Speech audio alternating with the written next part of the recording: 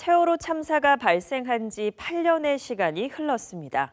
하지만 침몰의 원인이 무엇인지도 아직 밝혀지지 않았습니다.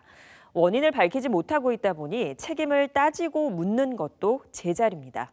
세월호 참사 피해 가족들은 진실규명은 정치의 문제가 아니라 상식의 문제라며 새 정부의 책임 있는 진상규명을 요구했습니다. 보도에 이재문 기자입니다. 2014년 4월 16일 오전 8시 49분 세월호는 진도 병풍도 앞 바다에서 갑자기 기울어져 침몰하기 시작했습니다. 9시 30분 현장에 도착한 해경 123정은 선원들을 먼저 구했습니다. 일부 탑승객들은 스스로 탈출했고 가만히 있으라는 안내방송을 믿었던 대부분의 승객들은 목숨을 잃었습니다. 배가 기울어져 완전히 침몰할 때까지 약 2시간, 해경이 도착한 뒤에 약 1시간 반의 시간이 있었지만 304명이 희생됐습니다.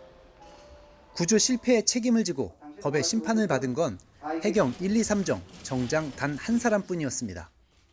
여전히 참사가 발생한 원인, 그리고 구하지 않은 이유, 그날 컨트롤 타워가 부재했던 이유는 밝혀지지 않았고 참사 이후에 피해자들과 시민들에게 가해졌던 인권침해 상황에 대해서는 공식적으로 조사되거나 이에 대해서 명확하게 책임지고 사과가 진행된 적은 없었습니다.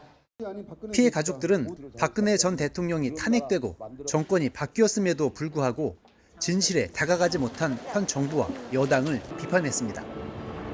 정권이 바뀌고 다수의 당이 됐음에도 불구하고 피해자 가족들이 요구하는 진상규명을 해달라고 하는 많은 발언을 했지만 국회에서는 여전히 발이 빗겨 있습니다.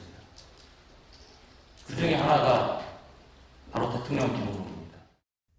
문재인 정부의 임기가 끝나가고 새로운 정부의 출범을 앞둔 지금 새 정부는 세월호 참사의 진실을 규명해낼 수 있을지 우려하고 있습니다. 헌법재판소요. 대통령 박근혜 탄핵한다 하면서 세월호 7시간에 대해서는 책임을 물을 수 없다고 했죠. 역시 헌법재판소에도 대한민국 없었습니다. 어쨌든 탄핵됐습니다. 쫓겨났습니다.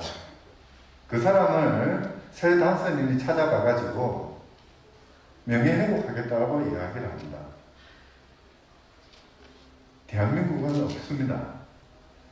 세월호 참사 피해 가족들은 국가로부터 나의 생명을 보호받고 안전을 보장받는 것은 국가를 존재하게 하는 국민의 정당한 요구이자 명령이라고 이야기합니다. 진실규명과 책임자 처벌은 여야가 없어야 한다고 호소합니다.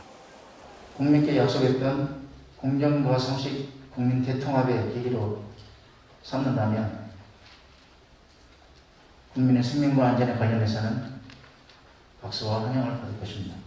하지만 박근혜 정부와 같은 잘못된 행태를 보인다면 윤석열 정부는 촛불이 아닌 백불에 직면하게 될 것입니다. 민주사회를 위한 변호사 모임은 새 정부에 세월호 참사와 이후 국가폭력에 대한 공식 사과, 진상규명과 성역 없는 책임자 처벌, 국가가 보유한 세월호 참사 관련 자료의 수집 과정과 투명한 공개, 피해자들에 대한 혐오와 인권침해 방지 등을 제시했습니다. BTV 뉴스 이재문입니다.